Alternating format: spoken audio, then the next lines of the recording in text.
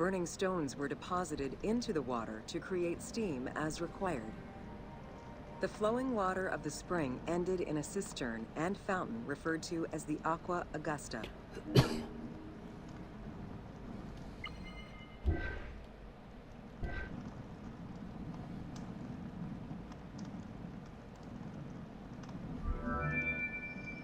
Later Roman baths were built under Emperor Trajan and then restored under Hadrian.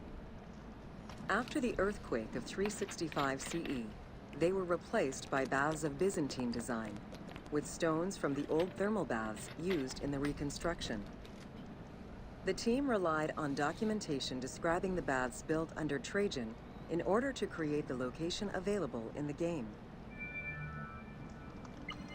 So you see they borrowed from a lot of different eras to make the game. Some of them to make it more interesting, others to because of lack of design, or a lot of it's been lost to time.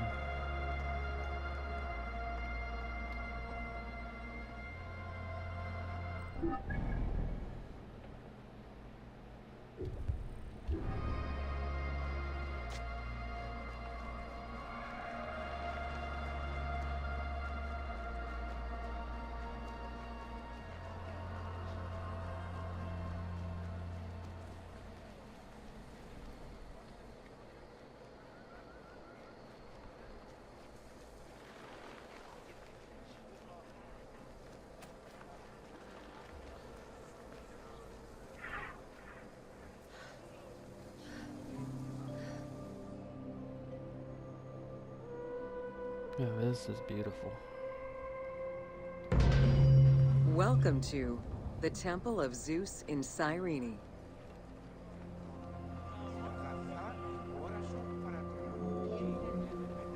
Facing east towards the rising sun stands the temple dedicated to the cult of Zeus. It was built sometime in the 5th century BCE. 70 meters long with 46 Doric-style columns, the imposing structure was the largest Greek temple erected in Africa. It was only slightly larger than the Parthenon and the Temple of Zeus in Olympia.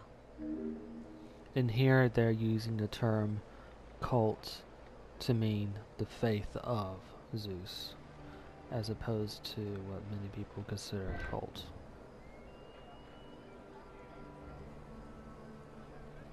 Or what eventually became the term. The exterior was designed with the decorative elements common to Doric architecture. The dimensions of the columns were different, giving visitors an impression of uniqueness when viewing each facade.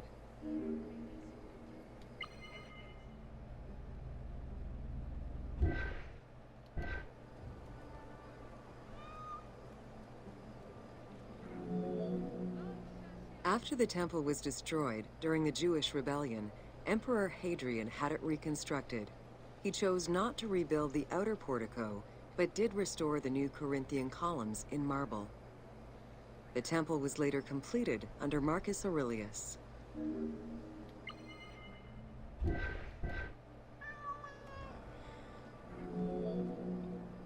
In the time of Augustus, a faithful but smaller imitation of the Olympian Zeus was used to be worshipped. Hadrian then installed a new 12-meter-high statue matching the Zeus in Olympia.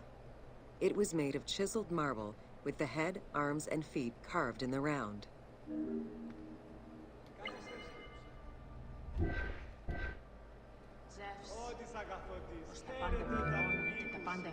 Archaeologists confirm that there was a monumental statue of Zeus in this temple, though experts remain divided on whether it was one of Zeus or one more specific to the cult of Zeus Ammon.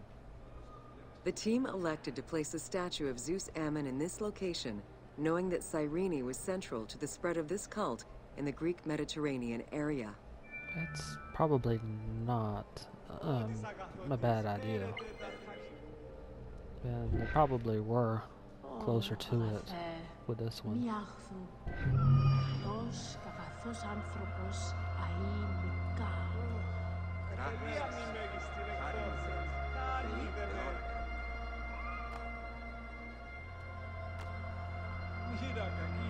Καλώς. Ευχαριστώ.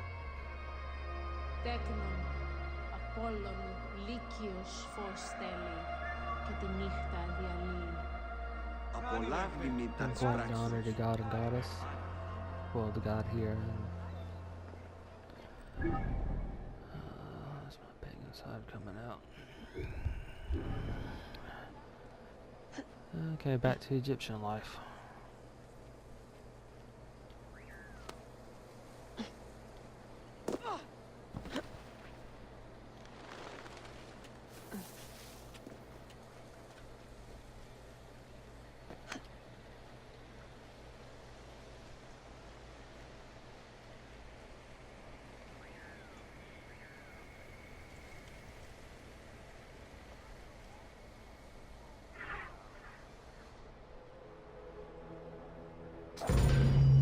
Welcome to Cyrene.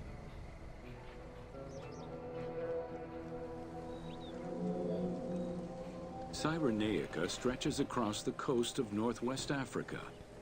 It was known as Pentapolis in antiquity, a reference to the 5 main cities that formed the Greek colonies. Built on a lush plateau of the Green Mountains, in what is present-day Libya, a colony of Greek settlers formed the city of Cyrene in 630 BCE. Cyrene's population quickly grew, spreading out across the terraces of the plateau, making it the first and largest of the 5 colonies.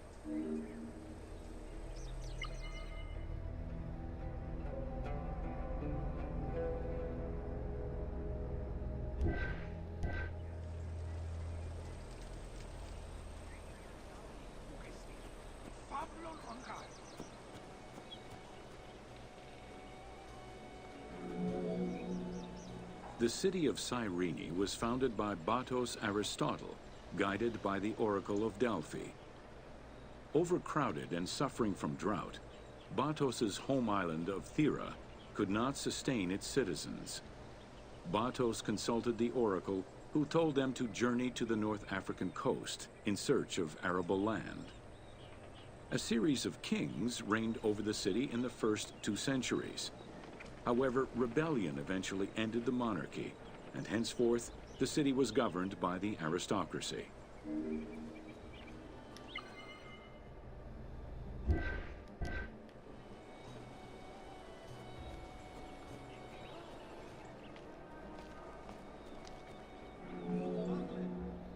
The key features of Cyrene were temples dedicated to gods, Apollo, Demeter, and Zeus, alongside Ptolemaic gods, such as Isis and Serapis. A large agora defined the city's center, and on the western edge, the famed Acropolis was built. A fortification wall was added around the harbor at the end of the 2nd century CE. As the city grew, more buildings were constructed beyond the walls.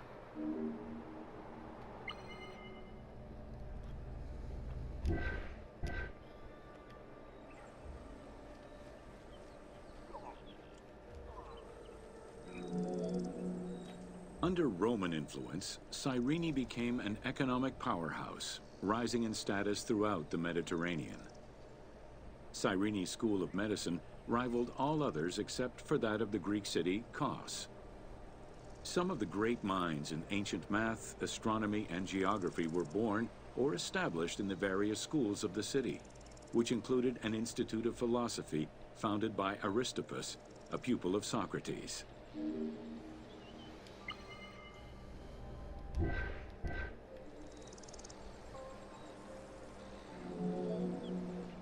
From 115 to 117 CE, there was a revolt in the Jewish quarter that greatly damaged the city of Cyrene.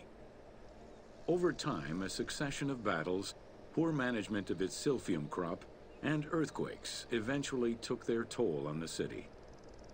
It was completely abandoned in 365 CE.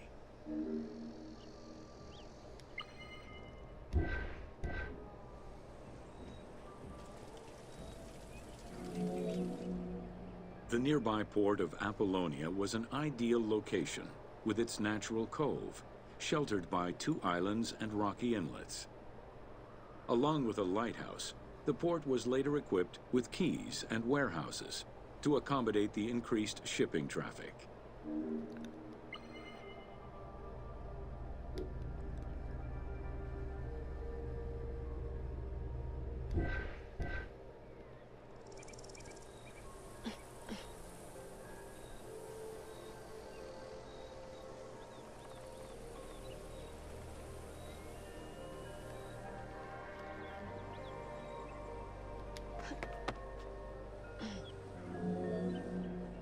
With its success as a commercial trading port, Apollonia surpassed Cyrene to eventually become the capital of the Pentapolis.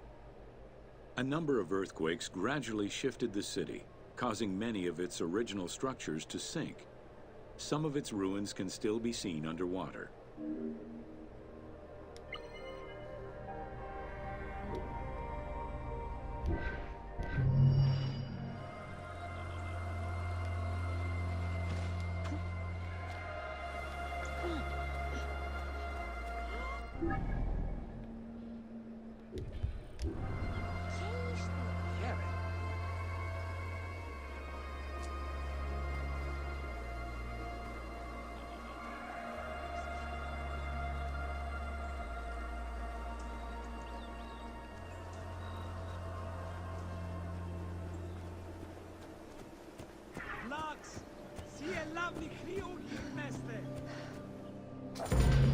Welcome to Important Monuments of Cyrene.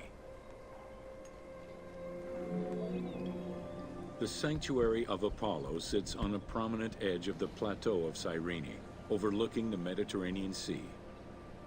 It could be accessed either by the road from Apollonia, via the necropolis, or by the Sacred Way, coming from the agora of the city.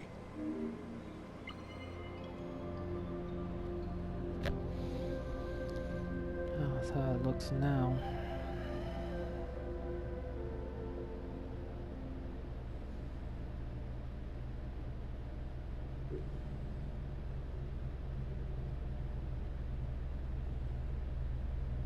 You can see the bones of which they were built in this game.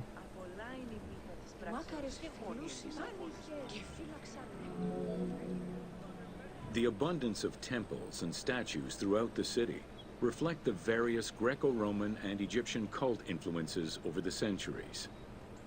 Temples dedicated to Apollo, Cyrene, and Zeus stood alongside those of Ptolemaic gods, such as Serapis and Isis.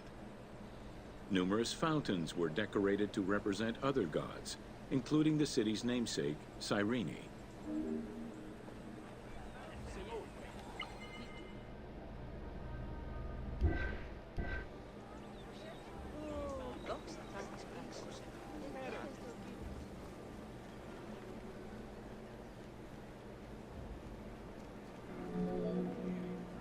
A vestibule known as a propylaeum marked its entrance and highlighted the fountain of Apollo. God of the sun and of protection, Apollo was an important deity to both Greeks and Romans. The sanctuary built in his honor was considered to be sacred.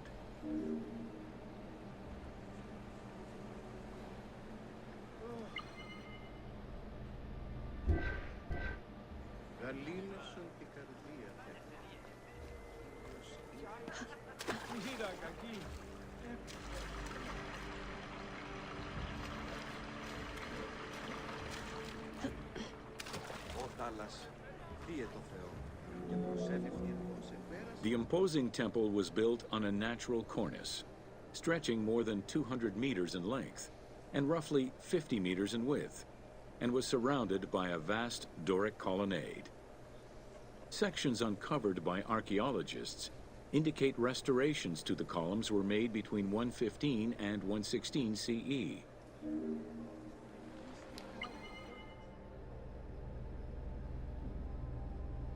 It's a shame there's not much left of it.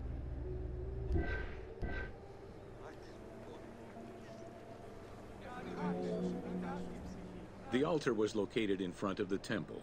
Both are estimated to be the same age, though restored at different times. Many bulls were sacrificed each year at the altar in honor of Apollo. The imprint in the stone of the ring used to strap the animals down is visible to this day.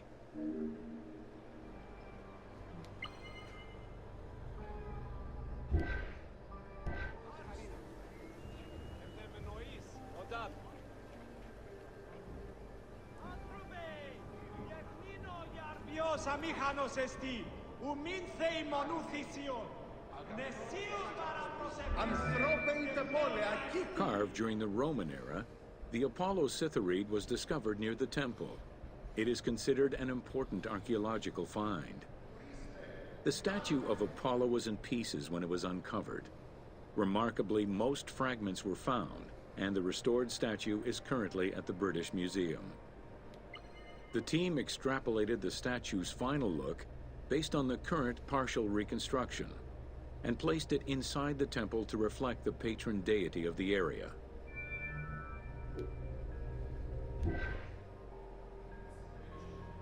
Πολύλετε εκείπουν. Το πήκε ο αρχόν φυλακέ διπλή ζυγούν περιπολέας μέλητε εγκυτάτα παλαιούν εσύρου. Λιστέγαροι σου ηθήνε νεοστήσι και αποδρούνε ήθεντε. Ιδίτη υποπτικών όψεστε, περιπολέου και εκλειτάνεστε τάχα. Seems like all the places are taken. Ό,τι ωφελίας. Παρασκευαίος κέλευσμαν υπονχωρίας αρχής προς πάντες εις κοιτοδερήν. Μη τάλες του Πάσχο.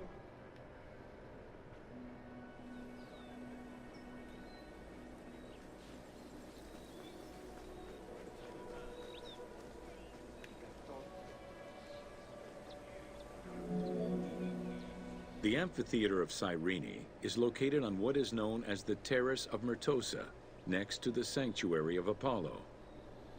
It was built on top of the old theater in the 2nd century. Originally used as a stage, the theater became an amphitheater once the taste for Roman gladiatorial entertainment reached the city.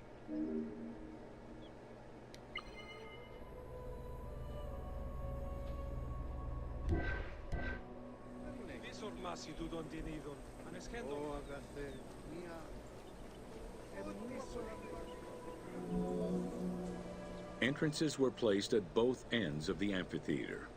A wall replaced the first 2 rows of bleachers as protection from the array of wild animals in the ring. The tunnel used for the parade of beasts and gladiators circled the arena, unlike the Roman Colosseum's tunnel, which was beneath the amphitheater.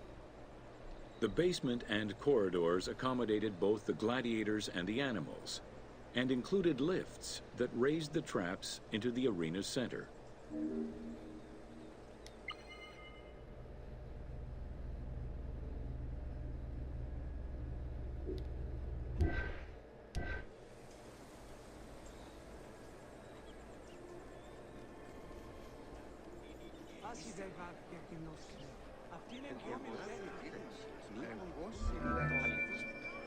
Since the original theater was close to the cliffside, the expansion didn't allow for a perfect circle. Instead, junctions of the semicircle formed the arena into an oval shape. This elliptical formation still ensured an excellent view from all angles. The team decided to create a perfectly round theater for technical reasons, and used the structure of the Roman theater as their reference.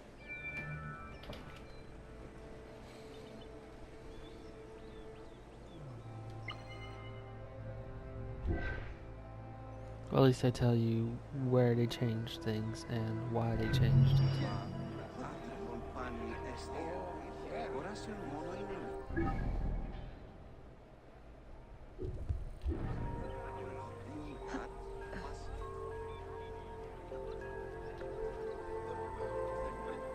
There's a mission that takes place here.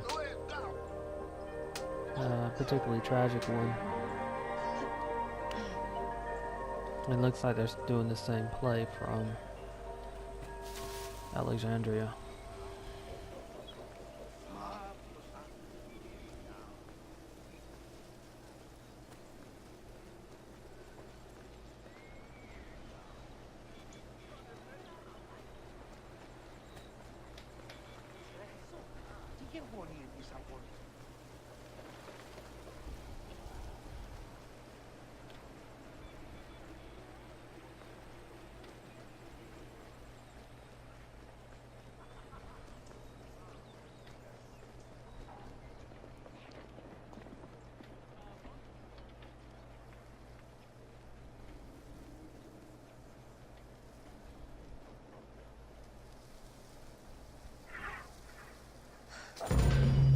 Welcome to the Acropolis of Cyrene.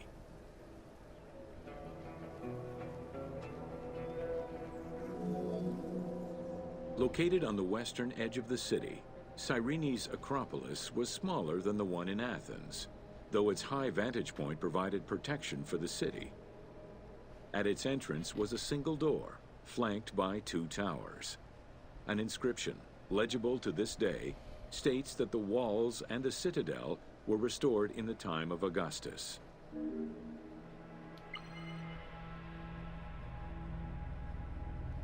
You can see the original map.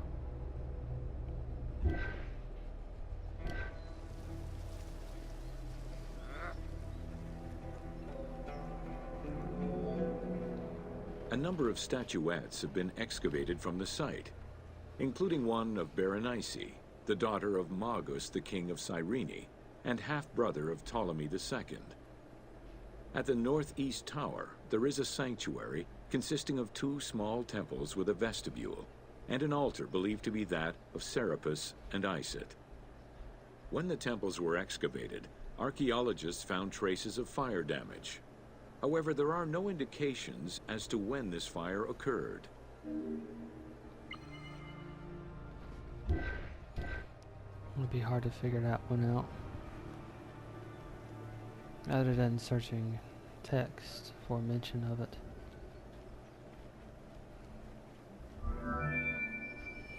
In the 20th century, a fortification was built above the ward to defend against an invading army. It covered the ancient remains of nearby Roman houses entirely, and archaeologists have yet to fully excavate them.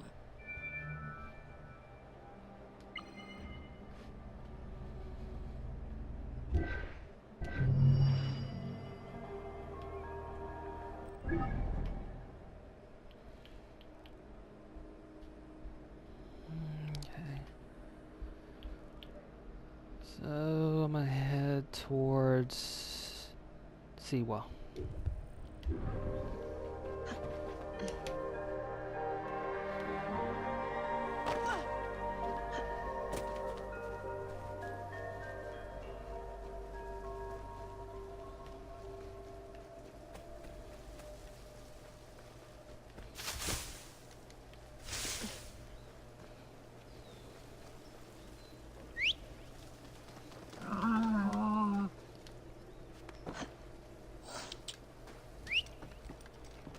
Okay, one moment and I'll be right back.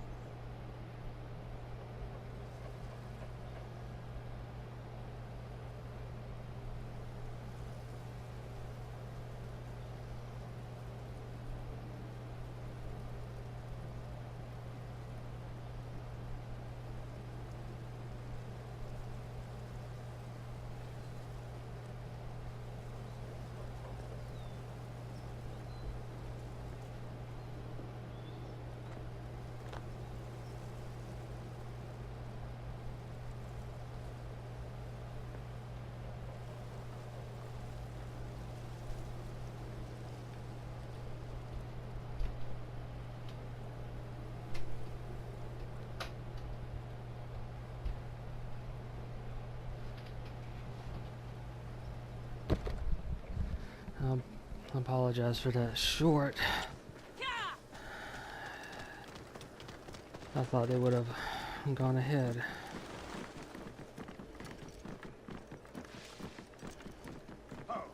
Apparently it got stuck. So it still has to get to point B. Whoa!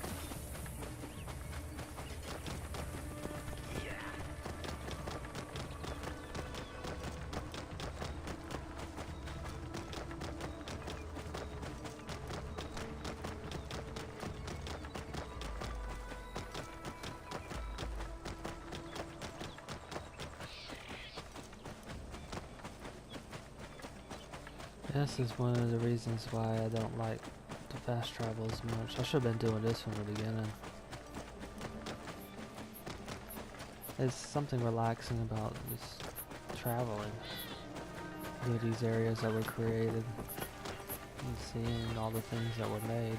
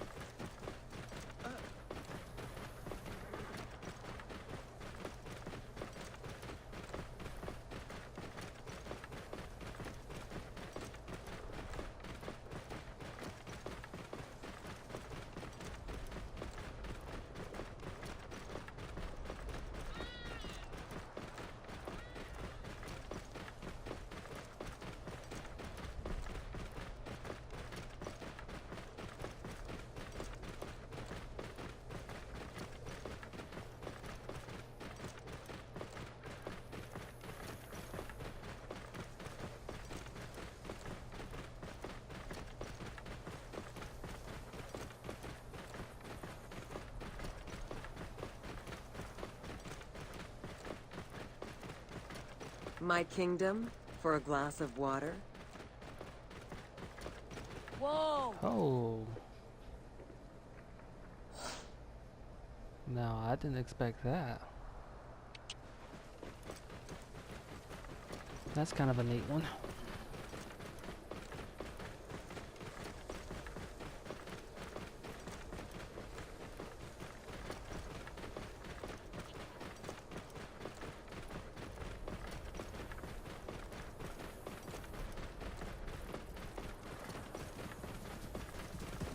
Sabiti.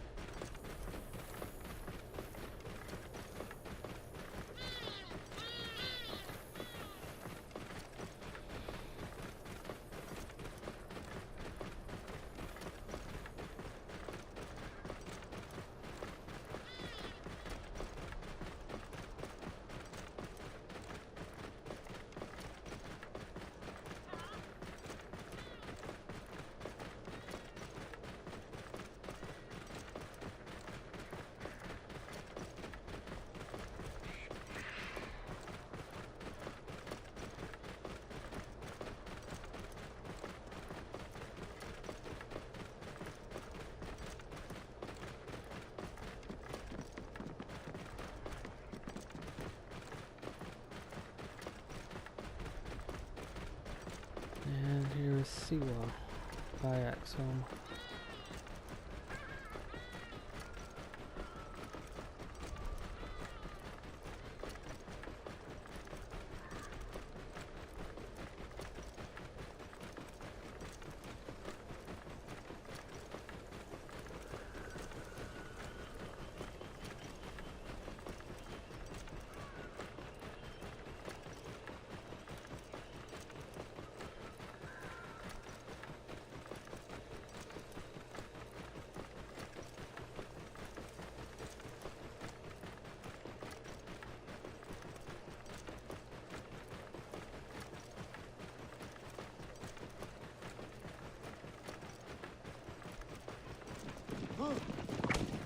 Yeah.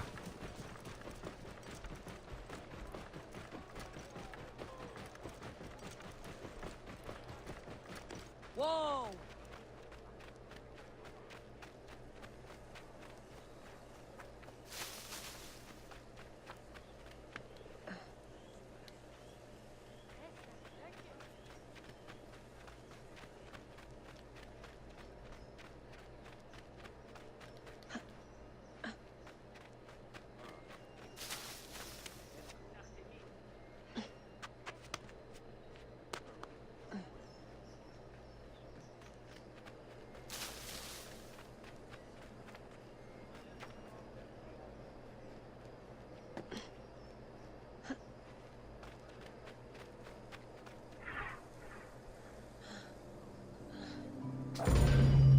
Welcome to Ancient Egyptian Hieroglyphs.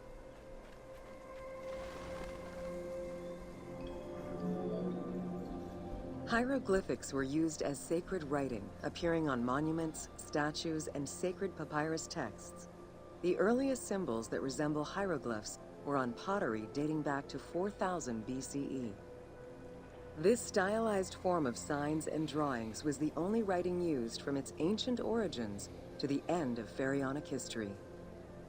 Ancient Egyptians referred to hieroglyphs as the writing of the gods.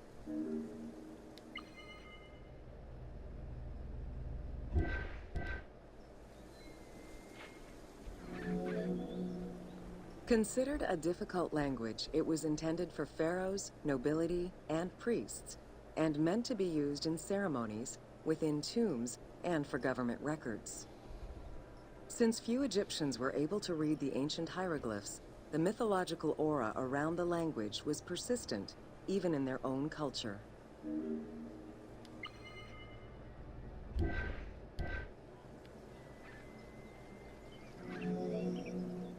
The structure of hieroglyphs offers insight into Egyptian culture, not just in what the translations say, but in the structure of the symbols themselves. They were found on tomb walls, on sarcophagi, on statues, and on pottery, and were meticulously recorded in countless ancient papyri.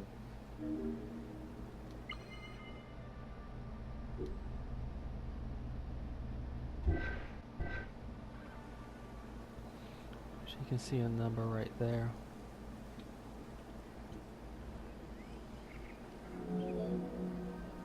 In many temples, priests would perform rituals and daily offerings.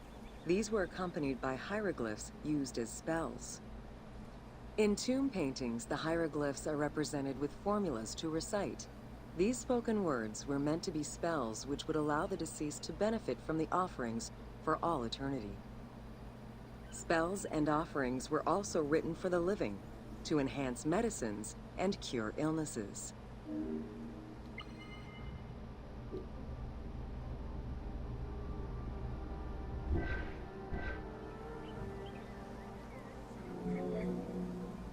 The most famous of ancient Egyptian documents is the Book of the Dead.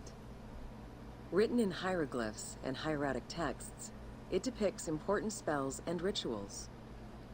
These spells were intended to ensure a smooth transition from life to death and allow the deceased to safely navigate the perils of the afterlife. Very different than how it's often portrayed in movies.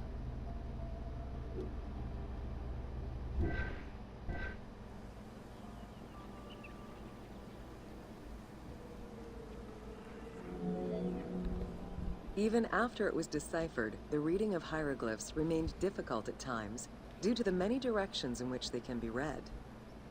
Depending on the orientation of the signs, hieroglyphs can be read left to right, right to left, horizontally or vertically, though never bottom to top.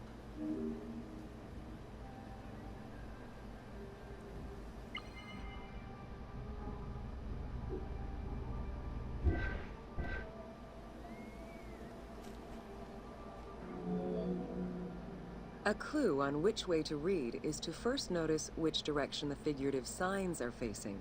If a pictogram is looking to the right, then the reader is meant to start from the right and read towards the figure.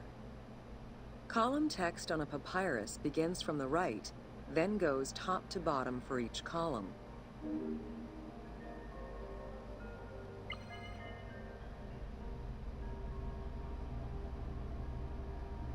And you can see that here with the figure on the left.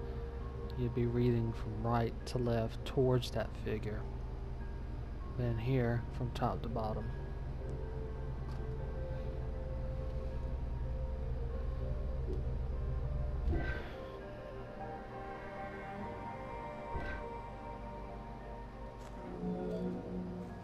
Text written on tomb walls resembles the structure of a page from a comic book. The text can be placed in front, behind, or above the character, and its symbols look in the same direction as the character. Another clue is that the name of a god or hieroglyphs meaning gods or kings are always written before the descriptive text.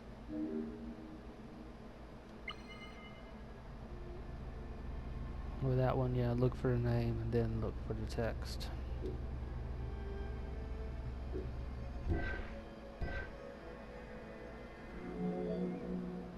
Compared to alphabetical languages, Egyptian hieroglyphs have more symbols. Confronted with the absence of vowels, the Egyptians invented a category of signs. When placed at the end of words, these signs help inform its meaning. For instance, a drawing of a lion will refer to a lion and also relate to the abstract concept of a lion as something dangerous or powerful.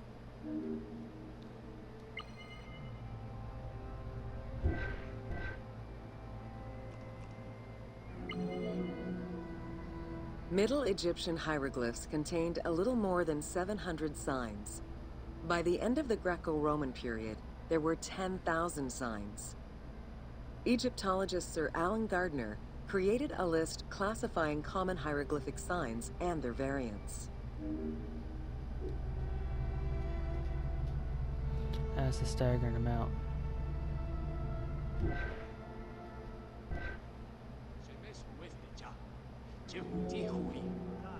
Ancient Egyptian languages have many similarities with Asian and African languages. They have evolved in similar ways to the various forms of written Egyptian. These languages belong to the Hamito-Semitic group. There were 5 clear evolutions in the Egyptian language, each with their own distinctive structure.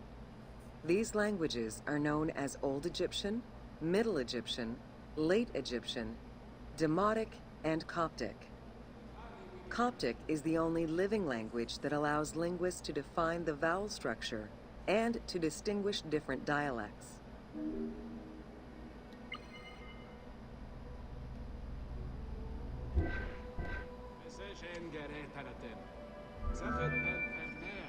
While hieroglyphs and hieratic script give us an idea as to how the ancient Egyptian language was structured and written, the way it was spoken is still up for debate. The team opted for English as the spoken language, with the characters using ancient Egyptian and Greek words and accents. The language that is spoken in the background by the crowds is largely based on Sir Alan Gardner's Egyptian grammar. To help resurrect a dead language, we consulted Egyptologists and dialogue coaches to establish our target sound, and cast actors with Arabic, Hebraic, and African backgrounds to bring the game to life.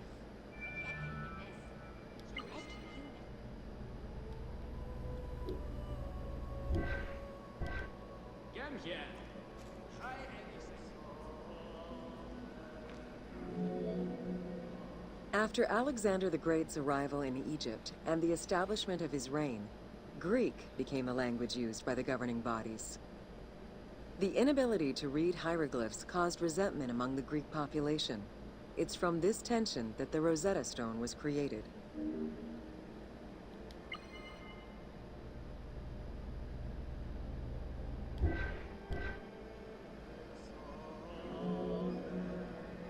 The spread of Christianity ended pharaonic culture and resulted in the destruction of its pagan monuments.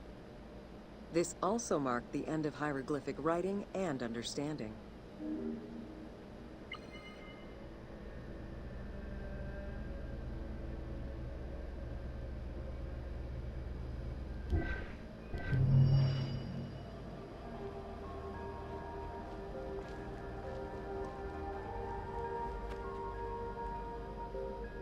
Bayek's son dies in here.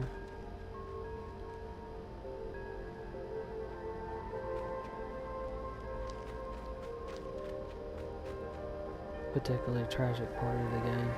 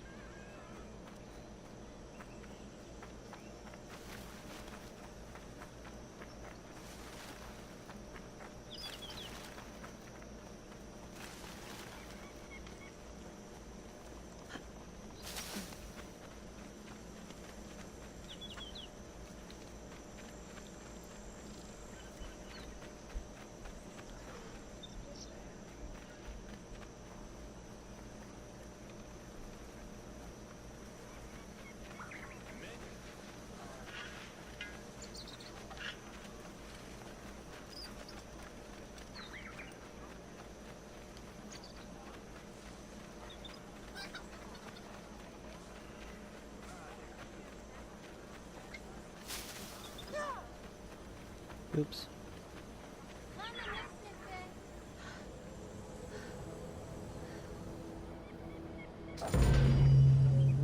on to Siwa.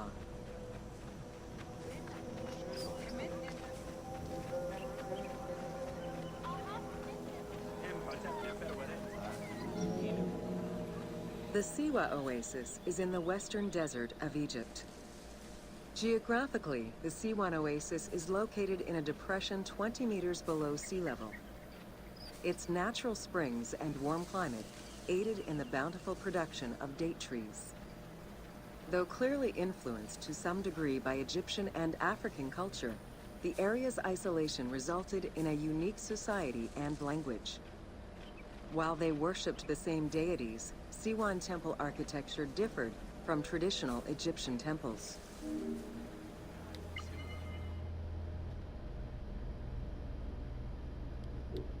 You see the temple right there.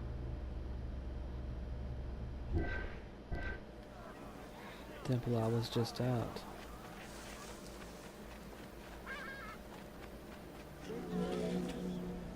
Old Kingdom Egyptians referred to the oasis as cauldron, due to its unique geographical structure.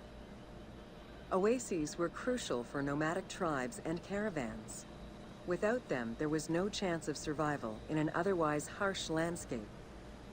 As such, oases quickly became hubs for trade, as well as areas of political control.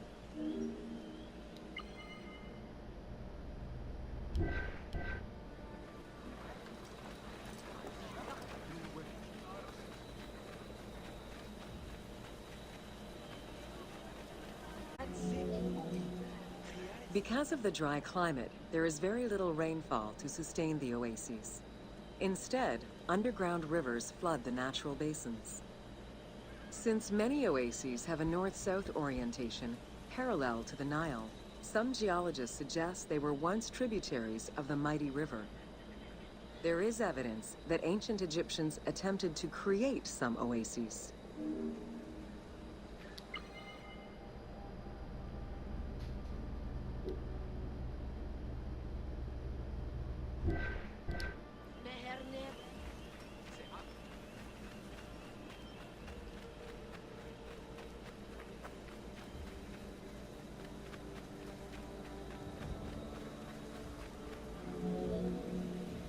The Libyan oases are the best known, as they are geographically and culturally linked to the Nile Valley and the Delta. These western oases have a distinct geology from the other regions of Egypt. The most famous and important oases are Karga, Dakhla, Farafra, Baharia, and Siwa.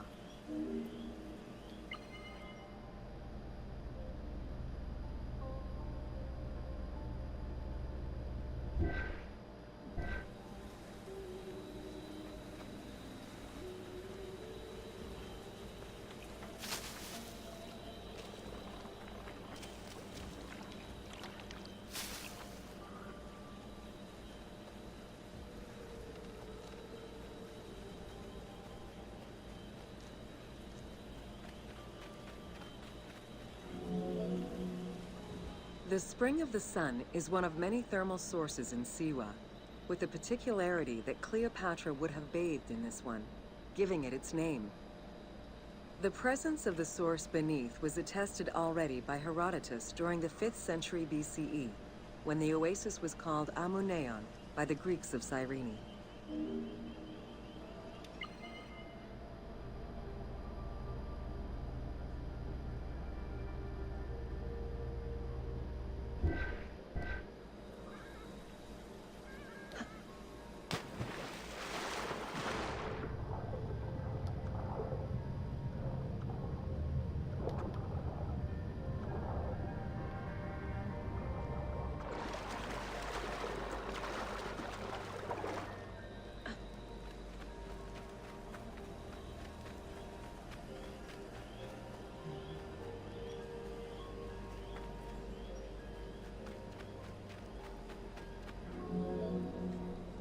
Oracles predicted the future, delivered omens that could be more or less obscure, and offered divine guidance. The Siwan Oracle was considered one of the 3 greatest of the ancient world, alongside the oracles of Delphi and Dodoni. Because of the Greek colonies in Cyrenaica, the temple associated Zeus with the worship of Ammon.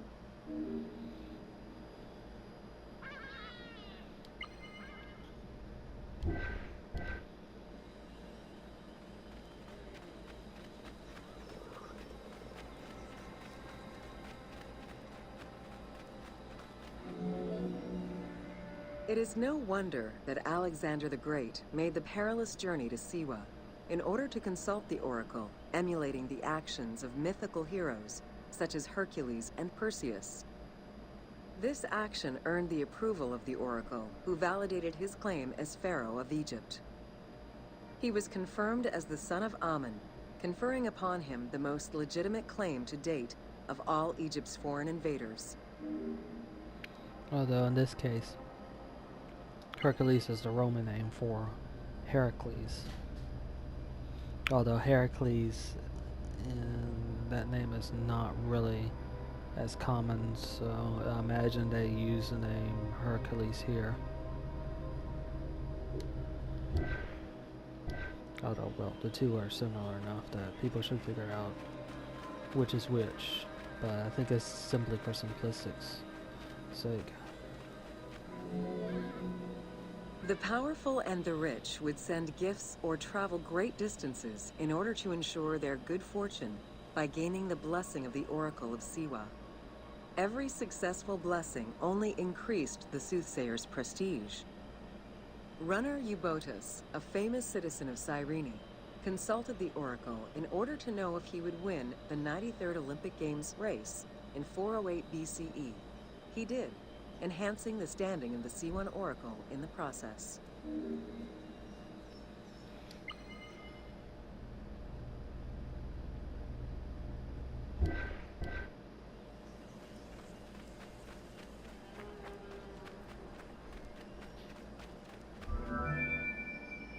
The Temple of the Oracle of Ammon was built in the 6th century BCE by Pharaoh Amasis. In the game, its entrance is guarded by ram-headed sphinxes, the animal representing Ammon. They were inspired by similar statuary located at the British Museum. Another option would have a Greek-influenced representation of Zeus Ammon, a human-headed sphinx with horns. This representation of Zeus Ammon was very popular in Siwa.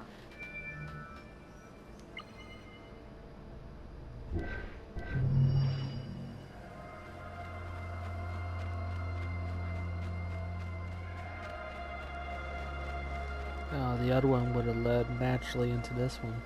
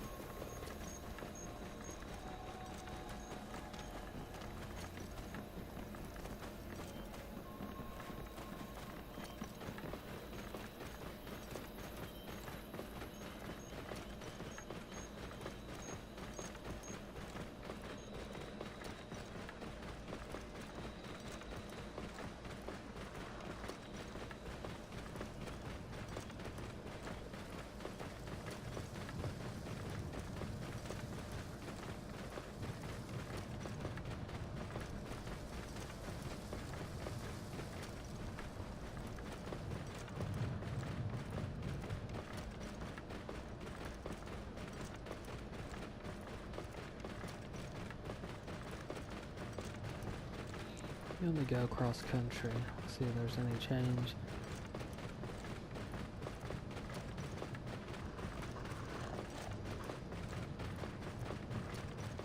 And what the narrator says again.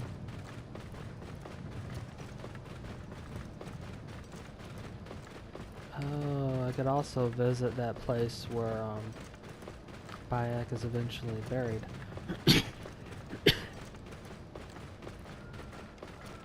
I'll do that after this tour.